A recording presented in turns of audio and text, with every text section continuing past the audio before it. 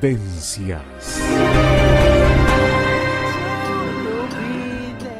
Muy buenas tardes, Ricardo, muy bienvenido, ¿cómo estás? Bien, ¿qué tal? Bien. Bueno, acá yo te decía, estábamos un poco distendidos antes de empezar y hoy como estamos en el mes de ya próximo a las fiestas y todo, y los jazmincitos son de esta época. ¿Cómo no? Bueno, no sé si nos va a distender los jazmincitos. No, es un aroma agradable, pero bueno, y realmente la aromaterapia se basa en eso. Se basa en eso. En el antiestrés, que representa aromas agradables, aromas suaves, bueno, vamos a hacer la penetrantes. columna agradable, entonces, Sí, vamos con a olor a hacer. jazmín. Claro, vamos a tratar un tema que si bien en alguna oportunidad lo hemos hablado, es un tema muy, muy importante, porque es una enfermedad que normalmente transcurre en forma silente y silenciosa, ¿verdad? Claro, Y- que generalmente no se descubre hasta que... Y bueno, no sé cuando se cuándo descubre, a se veces cuando hay descubre. consecuencias, o empezamos a tomarnos la presión, al control de la presión arterial, cuando nos parece que sentimos un dolor de cabeza, cuando empezamos a tener síntomas. Síntomas, porque yo te iba a Y decir... los síntomas a veces son un hallazgo y otras veces los síntomas no están. Claro. O sea, Porque la enfermedad puede sí, ser- pero los síntomas no han llegado aparecen, todavía. capaz que puede aparecer en forma silenciosa, Y ¿no? exactamente. Y entonces acá hay digamos, datos que hay que tener en cuenta. A ver, ¿cómo que? Las enfermedades cardiovasculares son la primera causa de mortalidad en la mujer. No, mira, ya te tendría Pero que no, echar, pero- ya te tendría que echar del programa No, porque pero por empieza encima- a pelearme que la mujer... No, que el pero por hombre- encima, si bien en la mujer hasta la etapa de la menopausia O está, sea, si está me ve- defendida por sí, las hormonas, ¿vos te das o cuenta sea que empezamos así el programa? O sea, te Pero- recibo con jazmines, Y yo siempre todo, amargo, y ¿viste? vos amargo, Y yo siempre, 5 sí. raíces. O sea, no puede ser. ¿Por qué? A ver, ¿por qué la mujer es la que tiene más problemas? Bueno, a ver, no, explícame eso. No es que tenga más. Es decir, Es más, si le hacemos propensa. sin duda, Vos nos una peleás, estadística. mirá que en No, todas pero tus de verdad, columnas nos peleás. para a veces darle la perspectiva al este problema, si hacemos una encuesta, seguramente en las causas de mortalidad en las mujeres, en el hombre en general, pero en las mujeres, las propias mujeres dirían el cáncer de mama, el cáncer del otro, las enfermedades. No, son las enfermedades cardiovasculares. Ah, sí. Y son lejos las más. Pero ahora hablando, porque yo te tomo el pelo, Sí, y quiero, sí, no, quiero darle un pero toque de lejos, distensión, pero en realidad, ¿por qué la mujer Y tiene porque más propensión? y bueno, la máxima propensión tiene por la falta de cuidados, por las dietas inadecuadas, porque los factores de riesgo nos parece que son para otro, que no nos van a llegar a Pero nosotros. que la mujer se cuida menos que el hombre, decís. No. Vamos a entenderlo. En la mujer es la causa, en el hombre también. Pero en la mujer, sin duda alguna, tú le preguntás a 10 amigas tuyas, y alguna probablemente te diga, pero seguramente van a decir, cáncer de mama y cáncer de útero, pero difícilmente te diga una enfermedad cardiovascular. Y se mueren por eso. O sea, yo no digo que los hombres seamos más sanos, no, la mujer, de hecho, biológicamente, al tener en la etapa premenstrual, o sea, cuando menstrua, mientras está menstruando, está protegido por los estrógenos y los factores de riesgo se mantienen bastante controlados. ¿Cuáles son? Es decir, la dislipemia, o sea, el colesterol elevado, la glicemia, salvo que sea una diabetes, se mantiene bastante bien.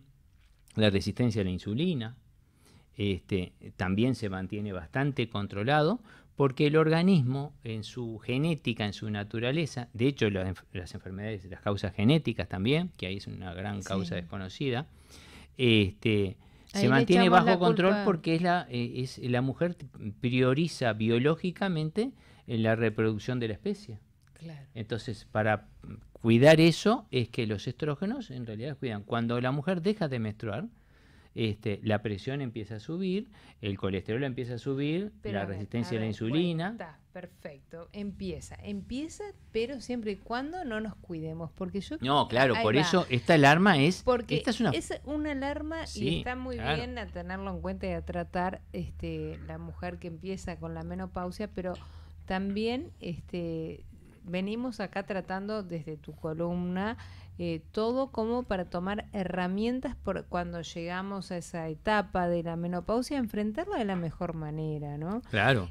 Pero si tú haces deporte, te cuidas en las comidas, haces una vida sana, seguramente la menopausia va a ser una etapa más como cualquier otra. Y ¿o seguramente las enfermedades cardiovasculares, si bien no nacemos con una predeterminación, tenemos cierta predisponibilidad. Si nosotros mejoramos los factores de riesgo y haciendo todas esas cosas que tú decís, ejercicio, una dieta sana, una vida sana, descansando las horas que corresponden, vamos a bajar los factores de riesgo y vamos a bajar nuestra probabilidad. Claro. Pero más que eso, vamos a aumentar nuestra calidad de vida. Y la hipertensión, o sea, la presión elevada, una de las cosas que nos puede dar es, como secuelas de ella, es que hagamos seguramente un accidente vascular. Claro. No solo que podamos hacer un ictus agudo, o sea, un paro y morir, ¿no? Sino un accidente vascular que nos pueden quedar secuelas. Ahora, respecto a esto que estamos hablando de la hipertensión o la presión alta, ¿cuánto tiene que ver el tema del estrés? Sin duda, no. Tiene mucho que ver, porque viste que hay Sin gente duda. que está estresada y se le descontrola la presión. Yo conozco varios casos, no sé si ya sufren de hipertensión, y cuando están estresados se les empieza a disparar y no hay manera de controlar eso. Difícil, claro. Porque es difícil de controlar cuando se empieza a elevar. La presión, en realidad la presión cuando empezamos a controlar o tomar conciencia de nuestro descontrol, controlarla siempre hay 3 pasos que hay que dar, o sea, hay tres mecanismos que hay que ejercer. Uno es la vida más sana, una es la dieta más sana y el tercero, que es el más variable, es la medicación. Claro. Cuando con el paso 1 y 2 logramos compensarla, perfecto. Claro. Si tenemos que llegar al 3, también, bueno, con un solo medicamento, en vez de siempre el 1 y el 2 tienen que estar. Claro. O sea, el ejercicio, la dieta sana, la dieta sana también, claro. Y la vida sana, tratar de dormir las 8 horas, tratar de estar descansado, tratar de bajar el estrés. Y después los medicamentos. Los medicamentos son la variable. Claro. Ahora, el 1 y 2 siempre tienen que estar. Y en el caso de estrés agudo o casos depresivos, también capaz que tiene que ser acompañado de alguna otra medicación que no sea solo para la presión. Por supuesto, no, es que cuando nosotros medicamos a una persona o cuando una persona recibe medicación, es un ente, claro. Es un todo. Entonces ahí hay que balancear, porque hay medicaciones, por ejemplo la ergotamina, que a veces lo habrán sentido porque usan para el dolor de cabeza, hay gente que toma. Ergofalea, no sé, cualquiera de las que tienen, que se usan para las migrañas, usan de repente una sustancia que se llama ergotamina. La cafeína, todas por las ejemplo, migras, te estás hablando. Las migras, por ejemplo, ahí está. Las migras, todas las que tienen, casi todas tienen ergotamina. Ergotamina es un medicamento que puede aumentar la presión. O sea que si tenés presión, entonces, hay que tener cuidado con estos medicamentos. Exactamente. Entonces hay que tomar la medicación y hay que saber, porque muchas veces tú ponete el cuadro. Tú venís y decís, ¿sabes que tengo un dolor de cabeza bárbaro? Claro. Y te tomás, vas y compras cualquiera de estas migras. Sí, porque yo tenía antes, cuando estaba preocupada, me tomaba una ergofalea y me calmaba. Bueno, vamos a poner un nombre comercial, pero tomaba un analgésico y me calmaba. Claro. Y yo después andaba bárbaro todo el día. Y hoy tomé y vos sabés que me sigue el dolor de cabeza. Y bueno, seguramente si nosotros te controlamos la presión ahora, por el propio estrés, por el dolor, también debes tener un poco de elevada la presión. Pero además la que tomaste seguramente también te está elevando la presión. Entonces, ahí no puedo sacar muy en claro si tú ya sos una hipertensa o te está haciendo efecto ese medicamento. Claro.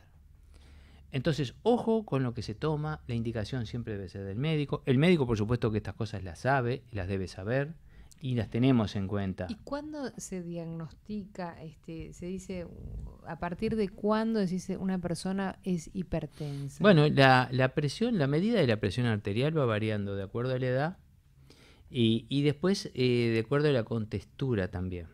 Pero en esquemas, en tablas grandes, en estadísticas grandes, 130 de sistólica y 80 de diastólica, o sea, la máxima y la mínima, se Sí. considera una presión normal. Hoy por hoy, como hemos puesto siempre la vara un poco más baja, para tratar de agarrar, o sea, de diagnosticar a los hipertensos en etapas más precoces, hablamos de 12,8 o 120-80 como presión normal. Normal. Ahora, no es lo mismo de una persona de 50 años que tenga 13,8 que un chiquilín de 15 años que tenga 13,8.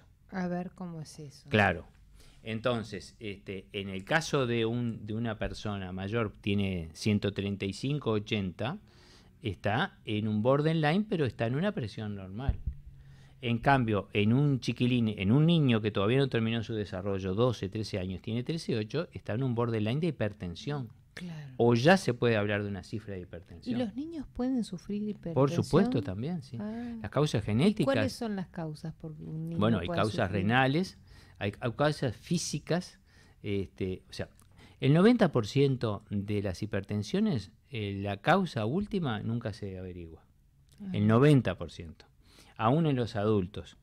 En ese 10%, bueno, ahí hay causas de orden renal.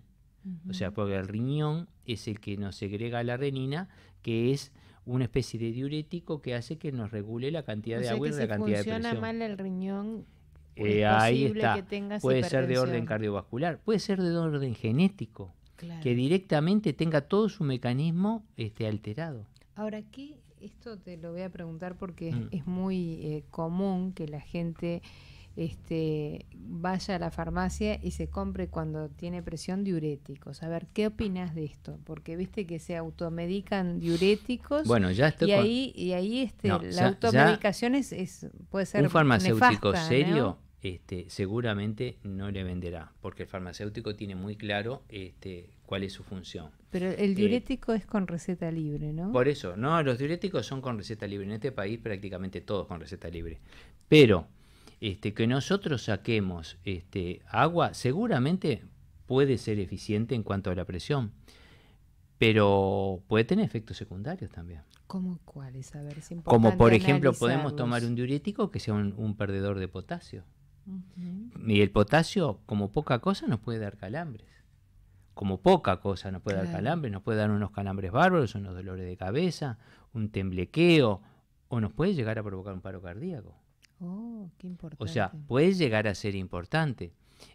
Hay otros diuréticos que si bien son ahorradores, de hecho, un diurético muy potente en una bajada y una dosis además adecuada, una bajada de presión muy severa, también puede causarnos un accidente. Claro. Es decir, nosotros tenemos un sistema de presión que está elevando la presión porque el sistema está adaptado a trabajar en determinada presión. Tiene que bajar gradualmente de alguna manera. Tiene que bajar, ahí está, moderadamente y mantenerse. Y no es lo mismo los diuréticos así, vía pastillas, que si uno toma un té diurético, por ejemplo, bueno, eso es más sano de pronto. Sí, el problema es cuál es el activo, porque vamos a entender, la mayoría de los medicamentos salen del reino vegetal. Claro. Entonces, bueno, porque eso te lo pregunto porque es otra opción que la gente también lo hace. Mira, si sos sano y tenés una hipertensión muy leve, me decís, toma un poco de cola de caballo. También la concentración y la cantidad que tomemos. Claro. ¿Cómo graduás tú con un té cuánto estás tomando de determinada droga? No, pero viste que hay tés que ya vienen preparados, sí, pero bolsita. Andrea, yo te pregunto, en ese té, sí, ¿cuánto viene de ese yuyo y cuánto equivale a esa droga? No sabemos. Claro. No, pero yo pregunto son dos como puñaditos. Opción de muy leve, capaz que esto sí es un diurético yo no que estoy se contra puede... los naturistas, no estoy con los naturistas, de hecho no conozco lo poco que he leído, porque sigo leyendo y siempre considero que es poco porque no me dedico a eso. Claro. Sí sé de gente que lee mucho, que trabaja mucho y que tiene mucha experiencia. Ahora, lo que es clarísimo es que la dosificación de cuánto hay en determinadas hojas, yo qué sé, en un yuyo que hacemos con 3 hojas de ese yuyo, ¿cuánto es la dosificación que le estamos dando? Claro. En cambio, yo te doy un comprimido que dice que son 3 miligramos. Sé lo que te doy. Claro.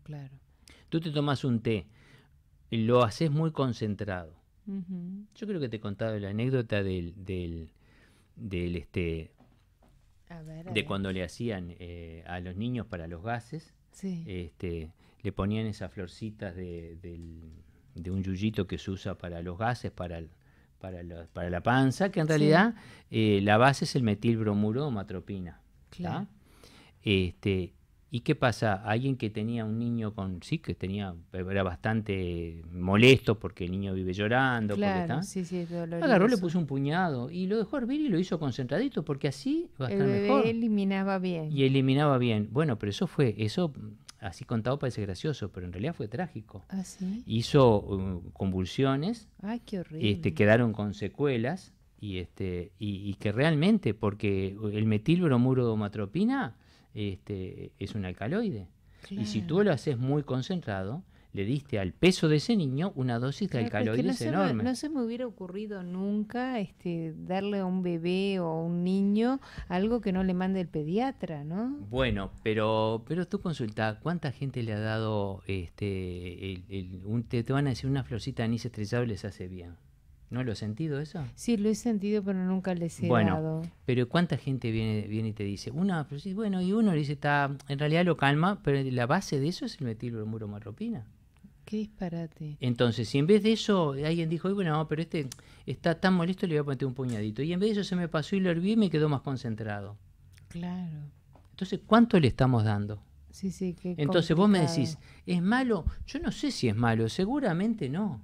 Claro. Ahora, en esa dosis, si yo te doy un frasco Ujú. de algo entero, ¿es malo? No, es mala la dosificación. Claro. Entonces a veces pasa con los yuyos que las dosis, la Tienen que dosificarlo, ser muy justas.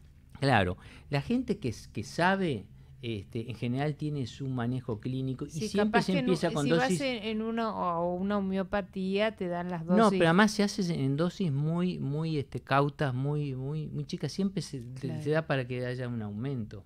Hoy por hoy, en todo, se está usando, por ejemplo, y nos vamos de tema, el aceite de cannabis, por ejemplo, para convulsiones. Claro. Pero se empieza prácticamente desde una gota.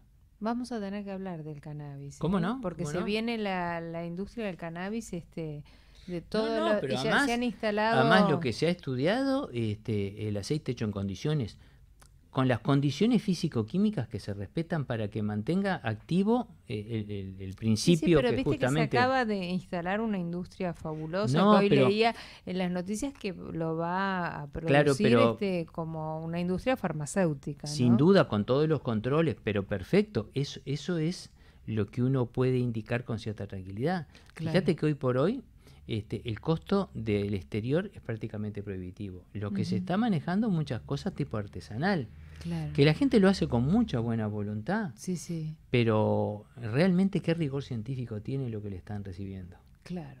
Es decir, es lo que es el alcance de la gente. Sí, sí. Lo traen de la Argentina, ahora hay clubes acá que lo hacen. Es decir, yo no digo, digamos, no le quito los valores que puede Bueno, pero tener de hoy punto de vista justamente medicamentoso. acabábamos de compartir en las noticias que se instaló una Sí, enorme planta, sí, industrial química para realizarlo en forma, digamos, y sí, médica. porque es consecuencia de la ley que se puede tener bajo determinado rigor las plantaciones de cannabis. Entonces, si tú tenés la planta, podés instalar la industria. Si no te autorizan a tener la planta, ¿de dónde vas a sacar el cannabis? Claro, claro. Es decir, eso es una consecuencia positiva de una ley que es discutible, pero en ese sentido es positivo. Pues se puede Sí, sacar un medicamento claro, en que base, esté en condiciones. no que la tengan que plantar o llevarla a la Claro. selva amazónica ya entre las y cosas para que sacarla. las cosas, como bien decís tú, cuanto más reguladas y más Exacto. controladas científicamente, posiblemente los efectos sean mejores también. Exacto. Además, cuando tú agarras un frasco y te dice, estos 5 centímetros contienen 30 miligramos de tal droga, y tú le querés dar, la dosis de repente son 2 miligramos, Claro, tú sabes que dándole determinados milímetros tú le estás dando determinada dosis. claro. Ahora, si es una cosa sui generis, Hecha al ojo, claro. sui generis, empezamos con 3 gotitas y después vamos a 5, después vamos a 8. ¿Y cuánto estamos dando? Y yo qué sé. Y depende también de la concentración que quedó ese sui generis. Pero también, ahí ¿no? está el que lo envasó. ¿Este es el principio o es el fondo? ¿Es donde se concentró? Eso tiene un mecanismo de elaboración donde, porque elaborar un medicamento que todas las dosis queden exactas, primero lleva una serie de controles y después lleva una serie de procedimientos que son muy estrictos para Claro. que todos los comprimidos tengan la misma dosificación. Claro. O sea, en eso no es No, pavada. vamos a tener que hablar, vamos a dedicar una columna entera a ver, pero ahora nos vamos a ir a una breve pausa y luego de la pausa continuamos aquí con el doctor Ricardo Velasco en su columna Vida Sana, hablando de hipertensión o de presión arterial.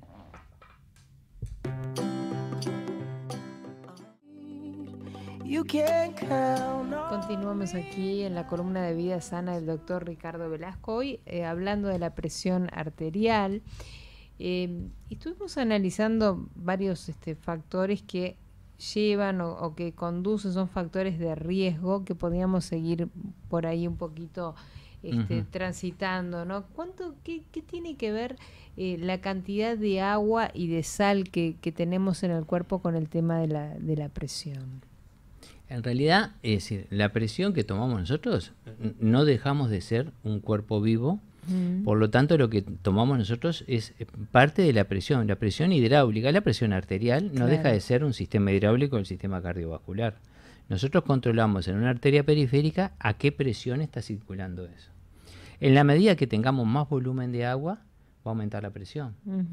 Si el agua, en realidad, ¿cómo la fijamos? La fijamos en base a determinados electrolitos. Ese es el caso del sodio. Claro. O sea, o la sal. Por eso es el problema de que la gente que tiene presión se le pide que reduzca o que no consuma con sal. Exactamente. Cuando quitamos el sodio, nosotros podemos, porque el agua la necesitamos. Claro. Y le decimos a la gente, siga tomando sus 3-4 litros de agua. 3 litros es lo básico, 4 si alguien hace más, o porque transpira mucho, o porque tiene una actividad muy desgastante, donde tenga... Pero eso es un poco cada uno. Hay un básico de eso. Ahora, si yo en realidad consumo mucha sal o consumo muchos elementos salados, voy a retener parte de ese líquido. Y entonces ahí sí me va a aumentar la presión.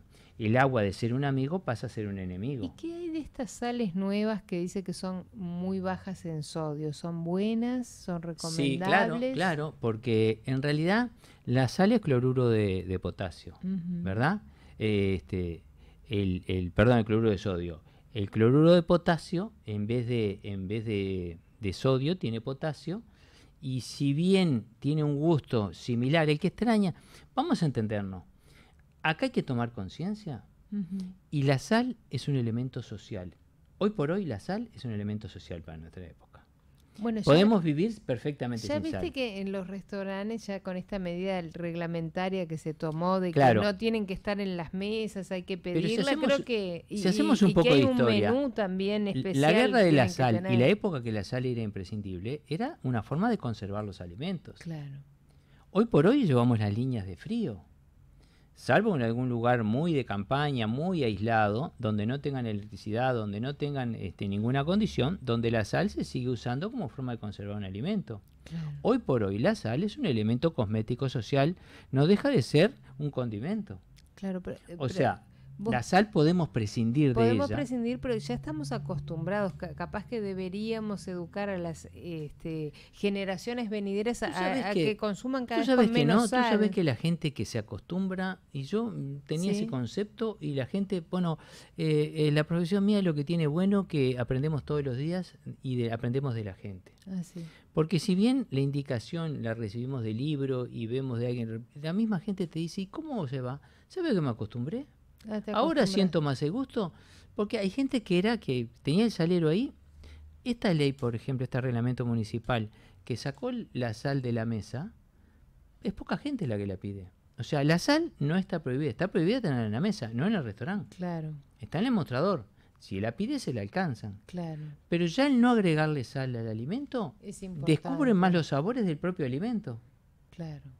¿Tá? Si bien los alimentos no serán los mismos entre los transgénicos, entre los que están modificados de distinta manera, pero a veces con mucha sal tapamos el gusto de los alimentos y a veces nos acostumbramos por un tema de hábitos de que, esto le falta sal y le meto sal y le meto demasiado. Respecto a esta ley que salió nueva también, ¿qué pensás al respecto de que en los restaurantes tiene que haber menú bajos en sodio o sin sodio o sin sal para las personas que sufren por hipertensión? Por supuesto, es que primero, el salar las cosas es un tema cosmético.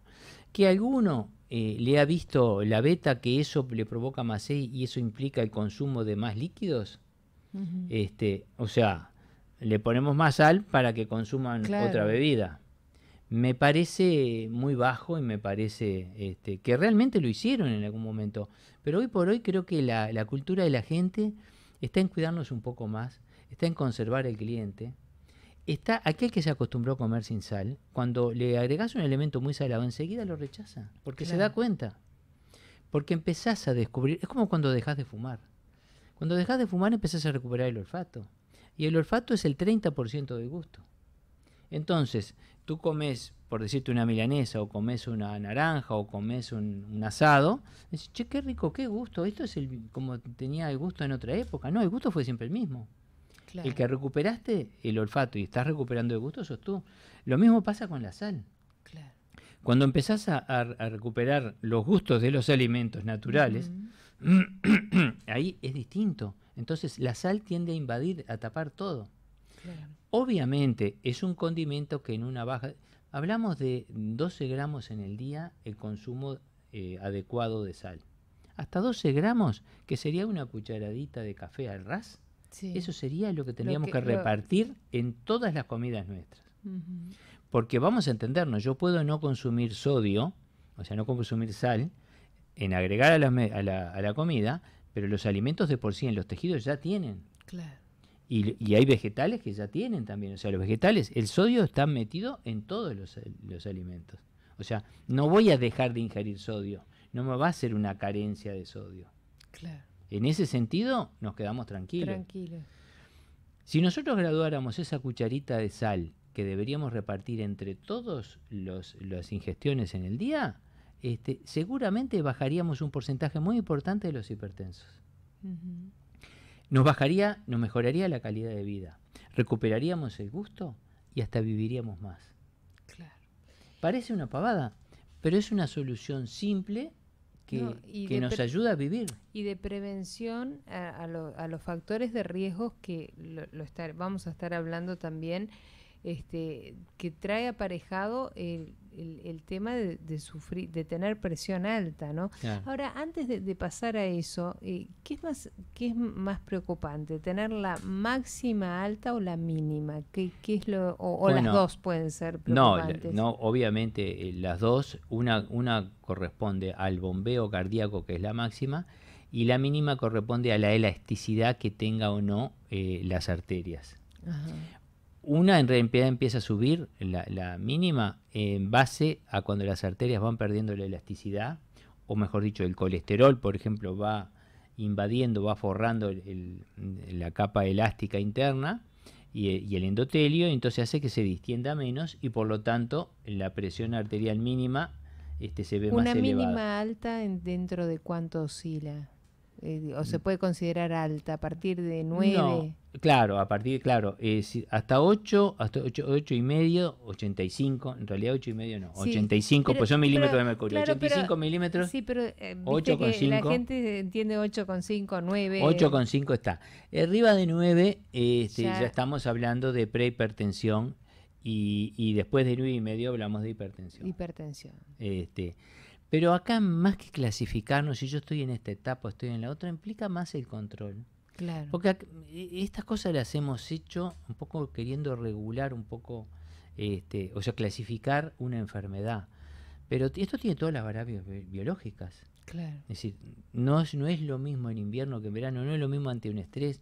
Además, el control de la presión debe ser también diario. ¿Cómo es debe esto? ser en condiciones ideales. Sube más la presión. Claro, porque estamos por el frío, nuestros vasos están más contraídos y seguramente tenemos un vasoespasmo mayor. Si yo la tomo en una situación de emergencia, en realidad, si yo la tomara en las condiciones ideales, ¿qué sería?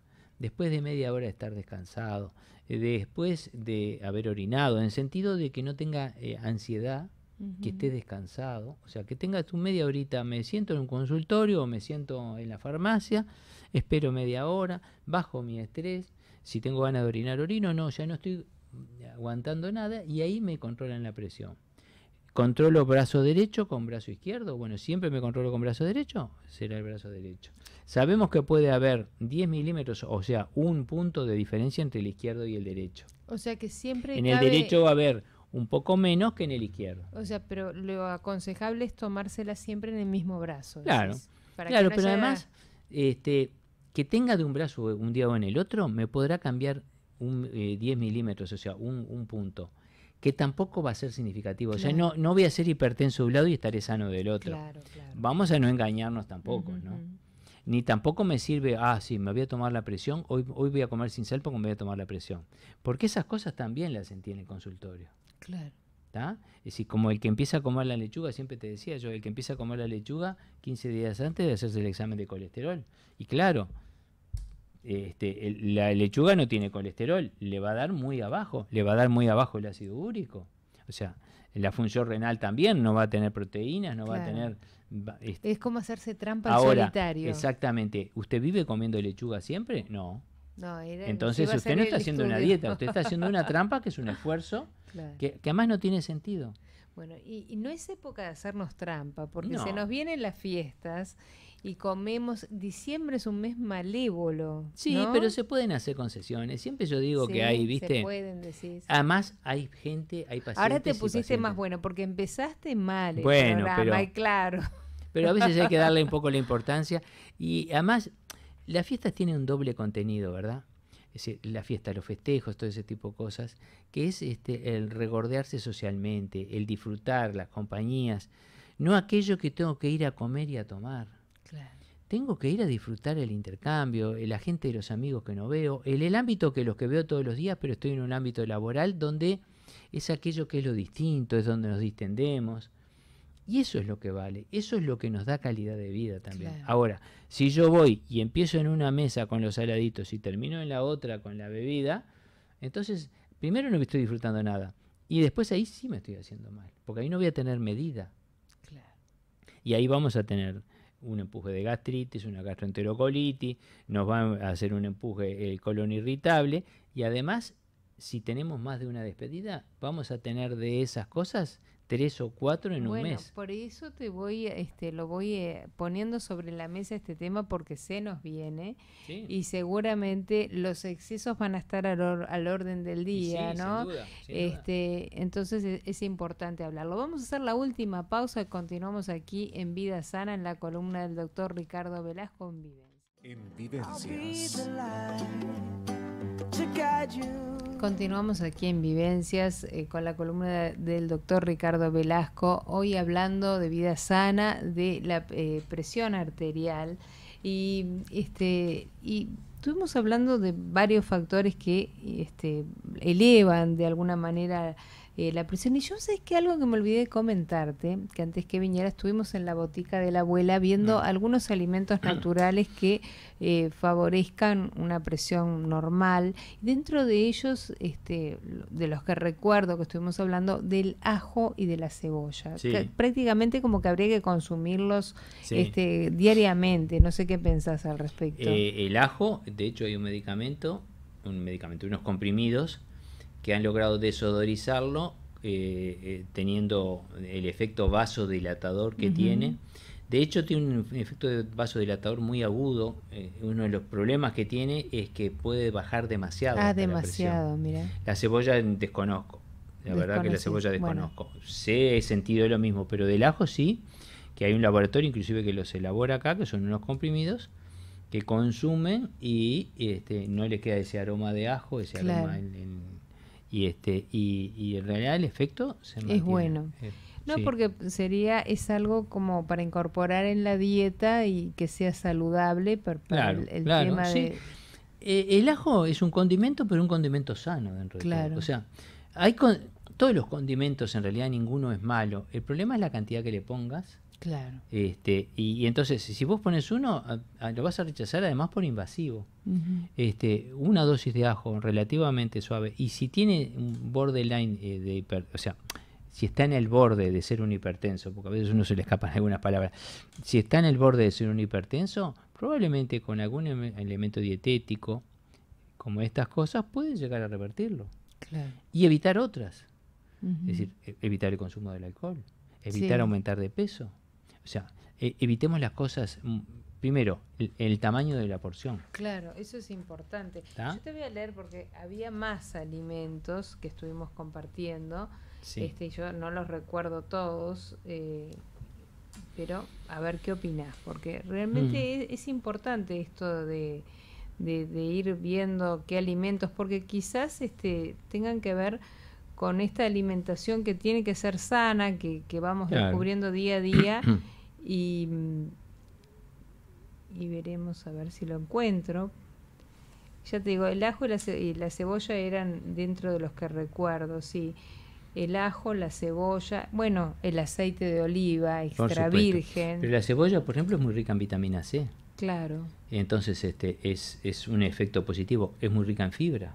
Sí, entonces nos favorece por la fibra también. Dice que además favorece de que por la dilatación de los vasos sanguíneos y que promueve también la buena circulación. Dice acá, y seguramente, ¿no? seguramente. Bueno, el aceite de oliva. Sí, el aceite de oliva tiene virtudes por todos lados. Las legumbres en general, por tener muchas fibras. La canela para controlar el azúcar en sangre. También estuvimos hablando de eso. Probablemente. Viste que yo con mi botica de la abuela, el apio como depurativo y dietético. El apio tiene efectos diuréticos. Por eso. Todas ese tipo de cosas favorecen, siempre favorecen. Ahora, no podemos comer una dosis de apio tan importante. No, claro. Pero es que como siempre apostamos desde tu columna a una vida sana, cuanto más rica sea y equilibrada, ¿no? La dieta es mucho mejor. Mira, el otro día se dio una discusión y digo, no nos salimos del tema y a su vez estamos en el tema. A ver, ¿qué discusión? Alguien que decía que yo un huevo frito hace 15 años que no lo como. Ah, ¿por qué? Y digo, ¿pero por qué? Porque el huevo frito no tiene por qué ser solo hecho en aceite, se puede hacer en agua. En agua, sí. Y en agua, y en realidad... En un aceite, en un sartén de teflón lo puedes hacer en agua. Pero perfectamente. Digo, ¿y por qué? No, porque el aceite, porque esto, porque el colesterol. La cantidad de colesterol que te va a alcanzar. ¿Y con aceite de oliva no lo puedes hacer? Se puede hacer con aceite de oliva, pero ¿para qué quemar el aceite de oliva que pierde sus características y que lo hagas en cualquier aceite una vez que recalentó, ya perdió las características? Lo puedes hacer en agua. En agua, claro. ¿Y el huevo qué hace? No tiene tiene un montón de elementos a favor desde el punto de vista nutricional. Claro. Entonces, no veo por qué esta persona... sí, porque las calorías y porque el colesterol y porque el médico me dijo que no como huevo frito en aceite, pero hay formas de hacerlo. O sea que el huevo hecho con agua en un aceite, en un sartén, por ejemplo, de teflón, con lo que sería el huevo frito, pero no frito, sino en agua. Estamos recibiendo proteínas, para el colesterol ahí no es malo. No sería malo. No, porque la dosis que tiene no lo incrementa y la dosis también. ¿Cuánto nos vamos a comer? ¿Media docena de huevos fritos? No, uno. Me como un huevo frito. Esta persona que dice 15 años que no como huevo frito. No. ¿Cómo? Con lo ricos que son. Te podés hacer y ahí está, y perfectamente un huevo frito. Ahora, no podemos comer todos los días. Pero al no hacerlo ya, al no freírlo en el aceite, que es donde el aceite pierde las características y pasa a ser una grasa insaturada, entonces no es tan negativo. Claro. Y tiene factores muy positivos desde el punto de vista alimentario. Nos aporta colesterol, es verdad, pero mira que el colesterol también lo necesitamos. Lo necesitamos. Nuestras hormonas, la base es el colesterol. La base química es el colesterol. Claro, pero una persona que ya tiene diagnosticado colesterol, sin duda, capaz que no puede. Sin duda, pero no nos podemos prohibir del todo. Tenemos un error del metabolismo que lo vamos a seguir teniendo y que sin duda lo vamos a combatir, pero saber hasta dónde es el combate. Claro. Es decir, si yo hago algo muy prohibitivo, lo voy a abandonar, no voy a tener continuidad. Y el metabolismo lo que algo requiere es la continuidad. Es decir, tú tienes que comer variado y quedar satisfecha y rico. Claro. Entonces aquello que Sí, no me comería... Además a todo esto que estás diciendo, tenernos contentos, ¿no? Porque Exacto. gran parte de todas las enfermedades, no sé si voy a decir un disparate, te lo voy a preguntar. Gran parte de todas las enfermedades que padecemos las personas tienen un origen en no estar felices con algo. Pero por eso, el chocolate negro, el cacao, tiene un montón de virtudes también. Claro. También, y bueno, pero el problema son un cacao de buena calidad, una porción adecuada.